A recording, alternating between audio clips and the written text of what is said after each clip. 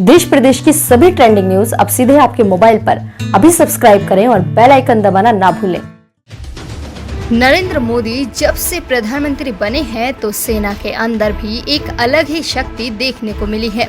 आपको सुनाने जा रहे हैं नरेंद्र मोदी का एक ऐसा भाषण जब एक व्यक्ति ने उनसे देश में हुए बदलाव के बारे में सवाल पूछा तो देखिए पीएम मोदी ने किस तरीके से बताया कि जब केंद्र में रिमोट कंट्रोल वाली सरकार चलती थी तो कैसे निर्णय लेने में संकोच किया जाता था और आज जब केंद्र में मोदी सरकार है तो कैसे बड़े बड़े निर्णय मिनटों में ले लिए जाते हैं और सेना को खुली छूट देकर उरी और बालाकोट जैसी सर्जिकल स्ट्राइक की जाती है। मोदी का यह भाषण सुनकर जनता ने तालियों से पूरा स्टेडियम गुंजा दिया। नमस्कार प्रधानमंत्री जी। नमस्कार। मैं एक कंप्यूटर इंजीनियर हूँ और सर पहले देश में मानसिकता थी कि इस देश का कुछ नहीं हो सकता है, पर इसमें अभी मैं बदलाव देख रहा हूँ। तो मेरा प्रश्न ये है कि ये बदलाव संभव कैसे हुआ? धन्यवाद जी। मैं सबसे पहले तो आपका धन्यवाद करता हूं, आपका अभिनंदन करता हूं कि आपने बदलाव को महसूस किया।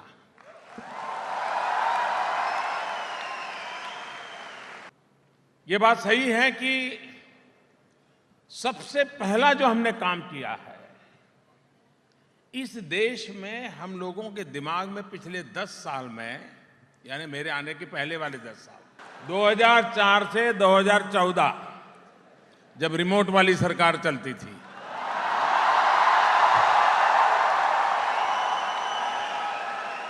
उस समय के हालात ये थे कि हर किसी ने मान लिया कुछ होने वाला नहीं, खेल खत्म, अब ऐसे ही गुजारा कर लो भाई, जो नसीब में था वो होगा। एक मानसिकता घर कर गई थी कि कुछ भी नहीं बदल सकता है। हमने सबसे पहला काम किया है, उन मानसिकता को ही बदल दिया है। सब कुछ बदल सकता है। आपने देखा होगा कि पहले अखबारों की सुर्खियां देख लीजिए, 2013-14 के अखबार निकालिए, आए दिन खबर आती रही, ये घोटाला, वो घोटाला, ये घोटाला, आता तक नहीं आता था। 4.5 साल हो गए, खबरें बदली कि नहीं बदली? हेडलाइन बदली कि नहीं बदली? वरना उस समय कोयला घोटाला, 2G घोटाला, न तो ये जी कहां तक जाता है जानते हैं आप लोग।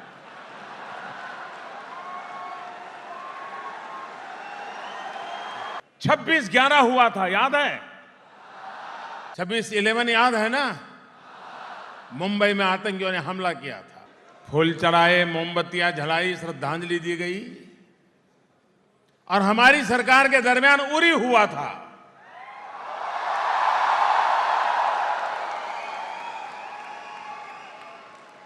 उरी के बाद क्या हुआ? क्या हुआ? ये बदल हुआ कि नहीं हुआ? तब इतनी बड़ी मात्रा में निर्दोष लोगों को मौत के घाट उतार दिया गया। उरी ने हमें सोने नहीं दिया, जवान के खून का एक एक बूंद, और उसी में से भीतर वो आग थी, जो आग उस जवान के दिल में थी, वही आग इस प्रधानमंत्री के दिल में, और उसी का परिणाम हुआ सर्जिकल स्ट्राइक। बदलाव ऐसे आता है, कोई कल्पना कर सकता था कि काले धन के खिलाफ इतनी बड़ी लड़ाई कोई लड़ सकता है? हर कोई सोचते थे कि नेता लोग आते हैं, बोलते हैं, फिर वो भी सेट हो जाते हैं। ये ऐसा नेता है, खुद सेट होता नहीं अपने लिए और नहीं औरों को अपसेट किए बिना छोड़ता है।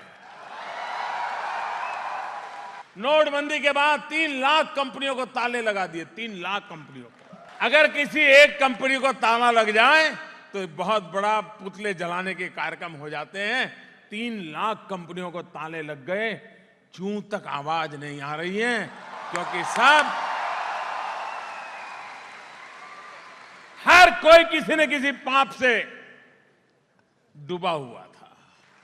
कोई कल्पना कर सकता है कि हिंदुस्तान में सुबह टीवी खोलते ही समाचार आते, आज इतने आतंकवादी मारे, आज इतने मारे। ठीक है, हमारे जवान भी शहीद हो रहे हैं, लेकिन वे सीना तान करके लड़ते लड़ते मर रहे हैं। सोए हुए आकर के कोई बम फेंक करके नहीं मार पा रहा। वो भी एक वक्त था, कभी मुंबई में बम धमाका, कभी रेल के डिब्बे में बम धमाका, कभी दिल्ली में बम धमाका, कभी अयोध्या में बम धमाका, कभी जम्मू में बम धमाका। 4.5 साल हो गए, सब कुछ कश्मीर में अटक गया है। ये बदल है कि नहीं है? इस देश में बलात्कार पहले भी होते थे। समाज की इस बुराई कलंक ऐसा है कि आज भी उस घटनाओं को सुनने को मिलता है, माथा शर्म से झुक जाता है, दर्द होता है। लेकिन आज 3 दिन में फांसी, 7 दिन में फांसी, 11 दिन में फांसी, 1 महीने में फांसी, लगातार उन बेटियों को न्याय दिलाने के लिए एक के बाद एक कदम उठाए जा रहे हैं और नतीजे नजर आ रहे हैं। लेकिन देश का दुर्भाग्य है कि बलात्कार की घटना तो 7 दिन तक टीवी पर चलाई जाती है, लेकिन फांसी की सजा की खबर आकर के चली जाती है।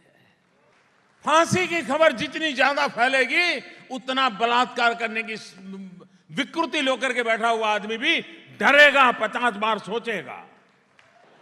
मेरा कहने का तात्पर्य यह है कि देश बदल रहा है, उसका मूल कारण है 125 करोड़ देशवासियों ने तय कर लिया है कि बस अब बदल के रहना है। इस खबर में बस इतना ही। खबर अच्छी लगी तो लाइक करें, अपने दोस्तों के साथ शेयर करें और ऐसी ही ट्रेंडिंग खबरें पाने के लिए हमारे चैनल को सब्सक्राइब करना ना भूलें।